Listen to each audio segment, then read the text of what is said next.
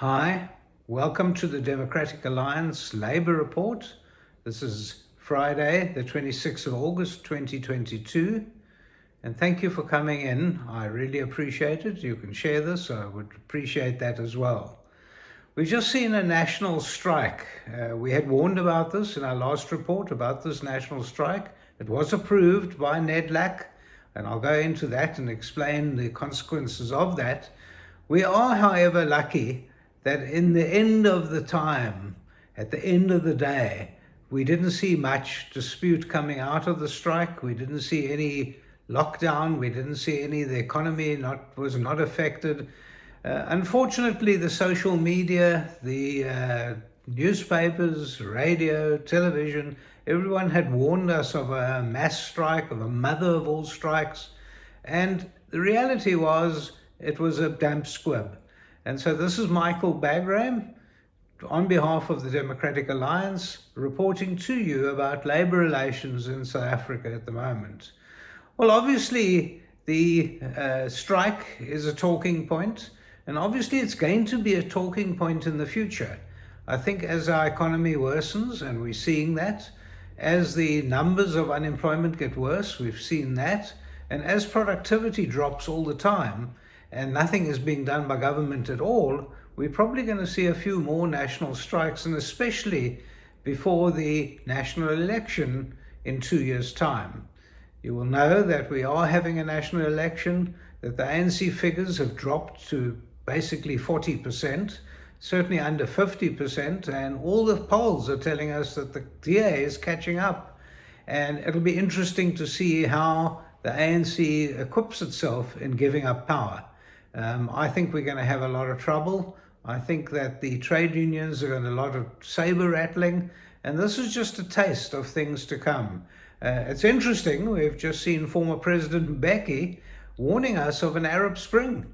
He said with the growing unemployment, with the cost of living, he's expecting an Arab Spring. He was telling that to the ANC.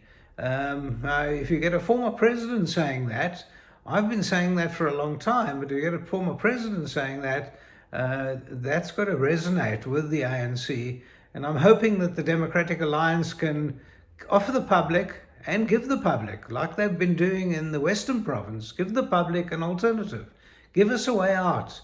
Explain to the public that at the end of the day, the Western Province, the employment figures are getting better.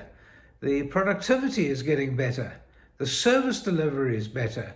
So it's interesting to see that a former President Mbeki is warning the ANC of that Arab Spring and blaming them. And I do as well. So that national strike was interesting in the sense that for the first time we had SAFTU, the umbrella body, under Mr. Vavi, and we had COSATU joining hands. Now, there's no love lost between those two umbrella bodies, but they have joined hands, and we've seen it now in this reaction at this particular time when they went on that strike. Of course, the workers are maturing. The workers are saying, do we need these mass strikes? Do we need to lose a day's wages for a strike? Do we need to go and put ourselves out and irritate the employers? They've had 2 years of real bad times over the COVID, that ridiculous lockdown brought by a ANC government, absolutely ridiculous, created havoc out there. And I think the workers are starting to mature. The trade unions are losing numbers radically. It's good news for us. The trade unions aren't losing numbers just because of the drop in employment, but employees are saying, do we need this? Do we need to pay for people that are not delivering? They're not delivering. They're calling strikes. They're not actually preparing people for disciplinary hearings, helping people at arbitrations and the labor court. They don't seem to be doing much of that. They seem to be playing politics. So I'm hoping that that tripartite alliance falls apart. I'm hoping at the end of the day that before we get anywhere near the elections in 2024, that tripartite alliance blows up in their faces. And I think this is happening right now as we speak. We've also just seen a trade union leader, a very radical trade union leader, Machunza, who said that even the nationalist government was giving better service delivery than the ANC. That's an amazing thing to hear. He's probably correct. Of course, the service delivery was to whites only. So I'm not sure where he's coming from this, but he's blaming the ANC. And this is a radical trade union and their leaders actually coming out fighting strong, like former President Mbeki did as well.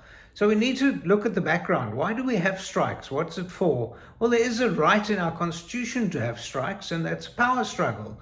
You can strike for anything that you think is legitimately a proper need. You can't strike for something that is a right. The rights, you must go to court, you must go to the CCMA, go to the bargaining councils. But if there's a need and it's a want, then you can actually go on strike.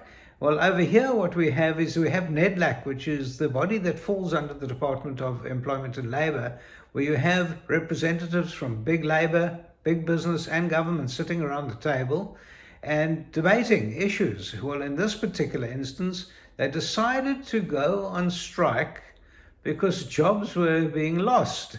It doesn't make any sense. Of course, it's an oxymoronic situation because can you imagine, just think of this, that because the petrol price goes up, I'm going to burn my car.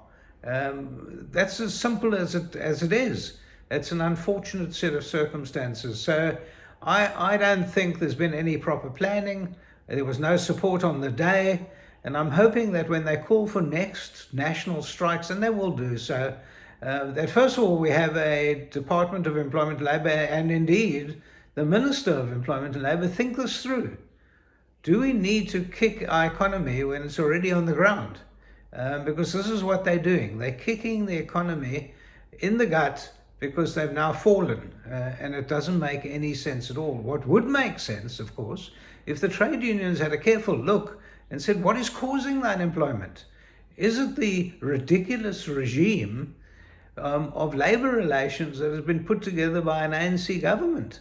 Yes, it is. It's that ridiculous regime. The DA has come out with very sound principles as to how we can support small business, how we can grow job creation, how we can actually get rid of the red tape. All of that is their policy in terms of a democratic alliance policy, and it's being practiced in the city of Cape Town by the mayor. He's pushing it very hard. You've seen that they're pushing various industries hard. It's been a fantastic road. And of course, they're showing the results. People are coming from all over to take up jobs in Cape Town, in the Western Province.